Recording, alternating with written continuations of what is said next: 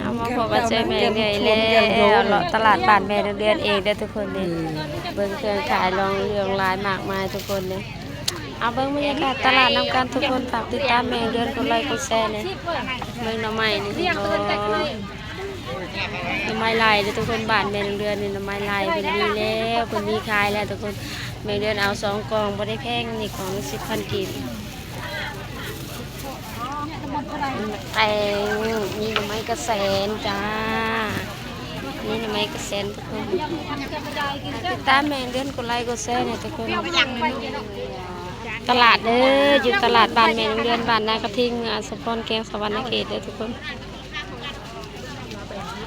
ขุดตะเบิดโมบายเลยนะ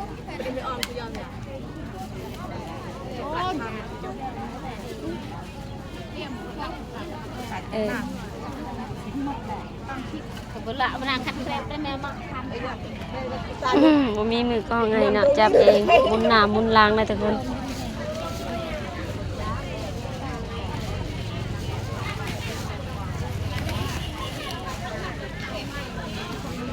วันนี้ก็ตลาดในการเมืองฝากติดตามแม่เดือนฝากเป็นกำลังใจให้นะอีกเช่น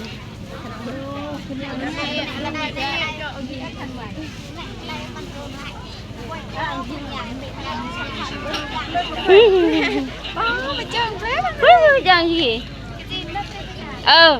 ขันตัวต่อระวัง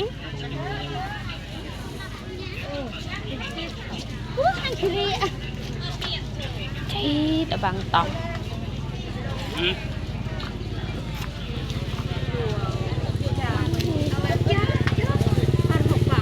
ที่ตะบังตอง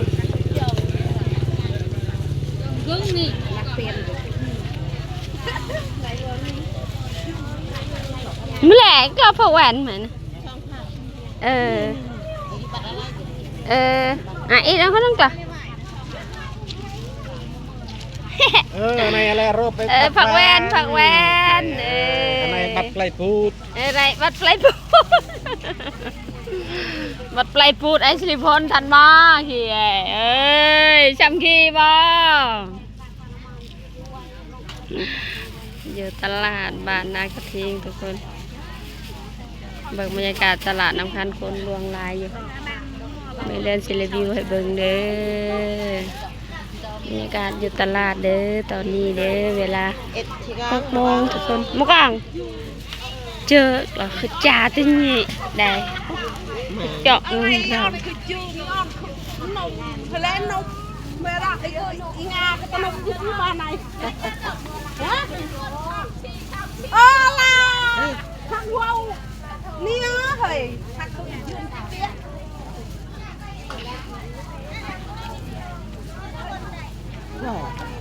ก้นประเขียนเจอ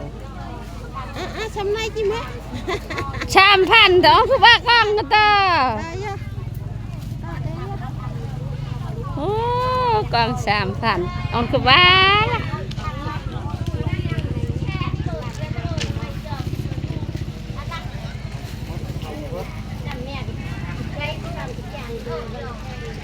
ไม่ค่าขายผักแวน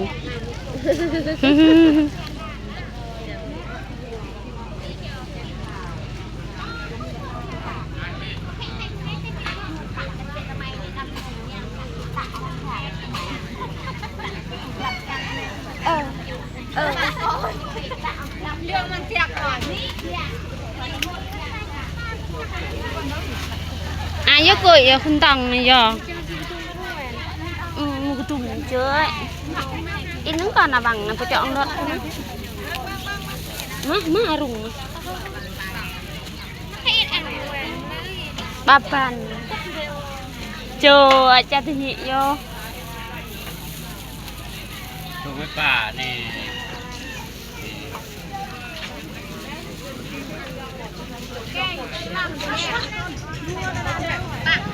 เรียกว่าได้กลับเวียนไทยกลับหนุ่มแปะ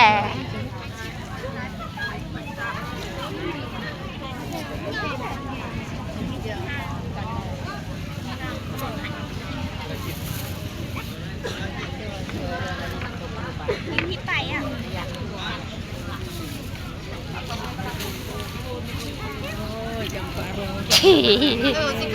มีกลัวจ้ามีอยู่ได้อยู่เพื่อนอยู่สวนเองนะมีอยู่เธอ ปันเลย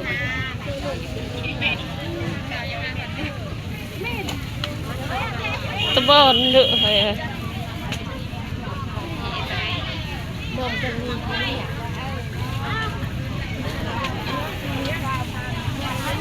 อยู่แถวโซนนี้มีสินหมูด้วยทุกคนนี่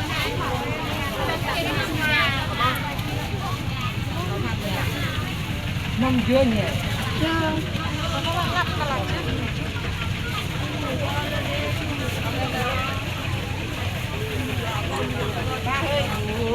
มีหมักแตงมีหมักแตงมีหมักโมหมักส้มโอจ้าซื้อมาเพชรน้ำเพิ่นเด้อน้ำเจใหญ่ใจดีเลยผู้ใดอยากมาเพชรก็มาซื้อน้ำเพิ่นได้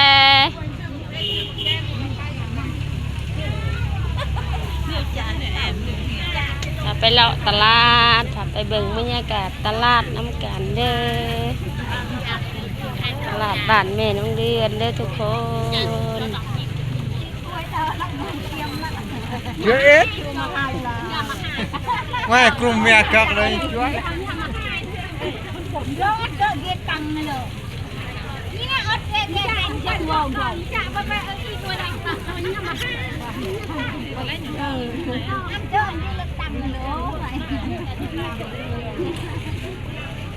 ติดไว้เด้อตาอันเรา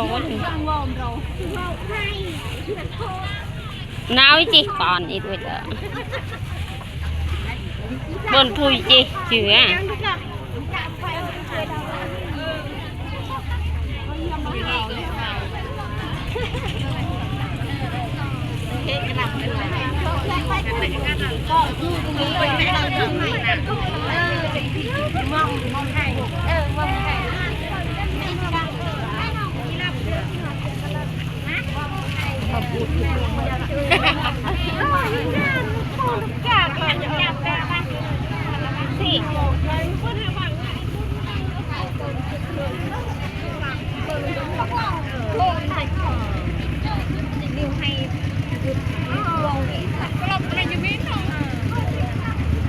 โซนนอกเดินนี่ทุกคน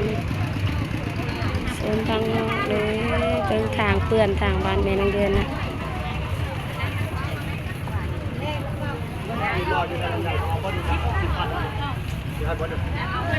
มีครบทุกอย่างเลยทุกคนบ้านแม่นางเดือนเรือนขายอ๋อเดี๋ยวนวัดพุ่นมีทุกอย่างข้าวปุ้นข้าวปานมีน้ำหวานมีครบทุกอย่างเรื่องเส้นทางบ้านแม่นางเดือน